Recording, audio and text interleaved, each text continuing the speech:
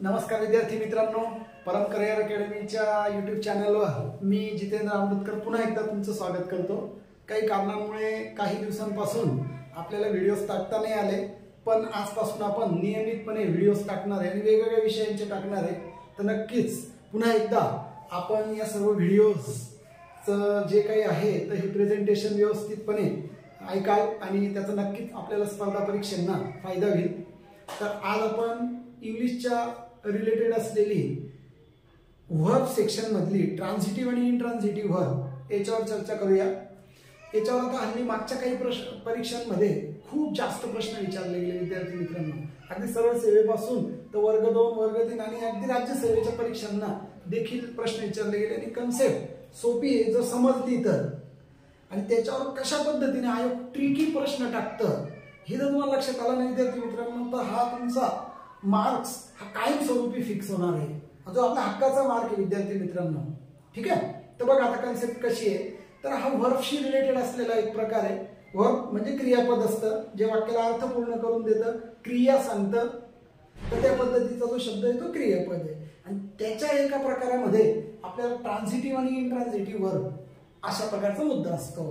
तर बघा ट्रान्झिटिव्ह आणि इंट्रान्झिटिव्ह अर्थात हे दोन्ही विरुद्ध शब्द आहेत, म्हणजे मराठीत सकर्मक क्रियापद आणि अकर्मक क्रियापद। ट्रान्झिटिव्ह वर्बला मराठीत आपण सकर्मक क्रियापद म्हणूयात आणि इंट्रान्झिटिव्ह वर्बला आपण अकर्मक क्रियापद म्हणूयात। आणि ती कन्सेप्टच त्याचा अर्थ सांगते, म्हणजे कसं काय, ट्रान्झिटिव्ह वर्ब म्हणजे सकर्मक, म्हणजे ज्या क्रियापदाला त्याच्या पुढे कर्माची गरज असते, ऑब्जेक्टची गरज असते, त्याला ट्रान्झिटिव्ह वर्ब म्हणतात। आणि ऑब्जेक्ट काय असतं, ज्याच्यावर क्रिया घडते ते ऑब्जेक्ट, जो क्रिया करतो तो सब्जेक्ट, आणि क्रिया दर्शविणारा शब्द वर्ब। म्हणजे इंग्लिशची वाक्यरचना कशी विद्यार्थी मित्रांनो, सब्जेक्ट वर्ब आणि ऑब्जेक्ट। मग प्रत्येक क्रियापदाला ऑब्जेक्ट असतं का, नव्हे, सगळ्या क्रियापदांना ऑब्जेक्ट नसतं, फक्त transitive verbs are having objects, those intransitive verbs they do not have any object. अर्थातच इंट्रान्झिटिव्ह वर्बला ऑब्जेक्ट नसतं। ऑब्जेक्ट म्हणजे ज्याच्यावर क्रिया घडते ते ऑब्जेक्ट। ठीक आहे, आता मी शिकवतोय, सो आय टीच, कोणाला शिकवतोय, विद्यार्थ्यांना, मग शिकवण्याची क्रिया कोणावर होते, विद्यार्थ्यांना म्हणून, मग टीच ही ट्रान्झिटिव्ह वर्ब आहे। म्हणजे कसं वाक्य, आय टीच द स्टुडंट्स। आता आयोगाने तुम्हाला वाक्य ओळखायला लावलं की या वाक्यामध्ये ट्रान्झिटिव्ह वर्ब आहे का इंट्रान्झिटिव्ह वर्ब आहे ओळखा। आयोगाचे काय प्रश्न आता, find out the sentence having transitive verb in it, अशी 2-3 वाक्य देतील आणि तुम्हाला ओळखायला लावतील आणि खाली आन्सर कोड असेल। तर सांगा बरं, टीच ट्रान्झिटिव्ह का इंट्रान्झिटिव्ह आहे, मी शिकवतो, कोणाला, विद्यार्थ्यांना।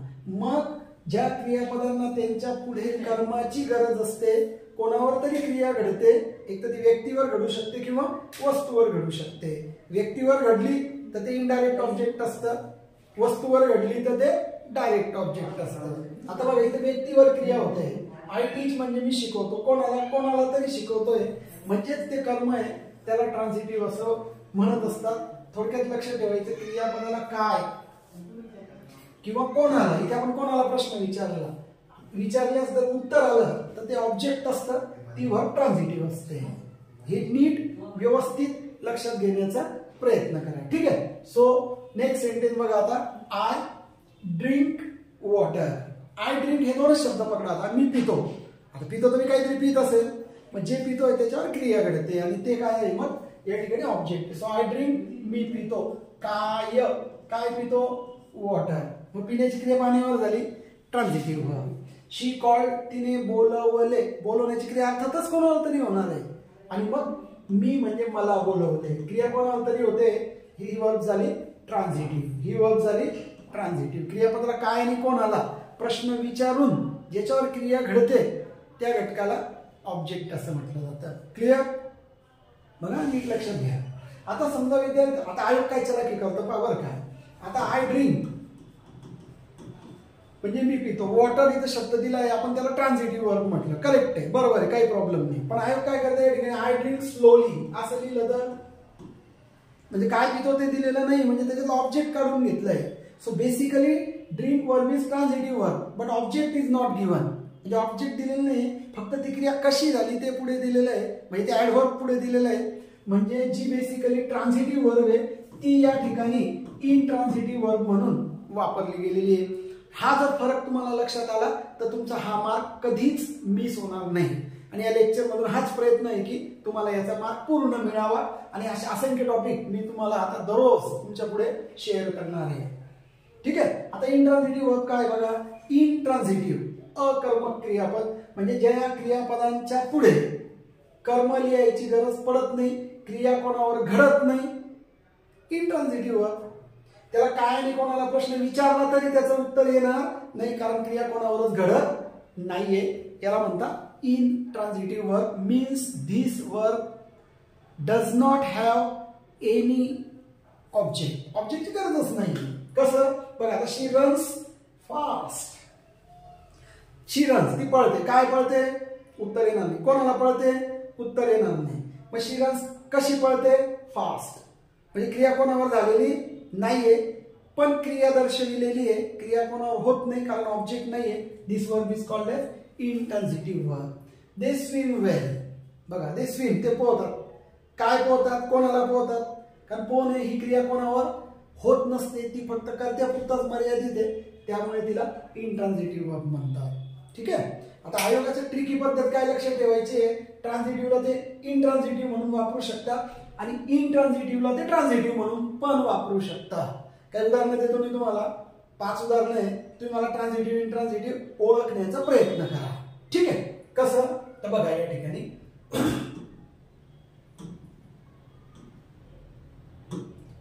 आता मी आपल्या पुढे या ठिकाणी 5 वाक्य दिलेले आहे. तुम्ही मला ते ट्रान्झिटिव्ह आणि इंट्रान्झिटिव्ह आयडेंटिफाय करण्याचा प्रयत्न करा. ठीक आहे. बघा, क्रियापद नोटीस करा, वाक्य वाचा, अर्थ लावा, काय कोणाला प्रश्न विचारा आणि त्याचे उत्तर देण्याचा प्रयत्न करा. उत्तर तुम्ही देऊ शकता, उत्तर द्यायला काहीच हरकत नाही. ठीक आहे.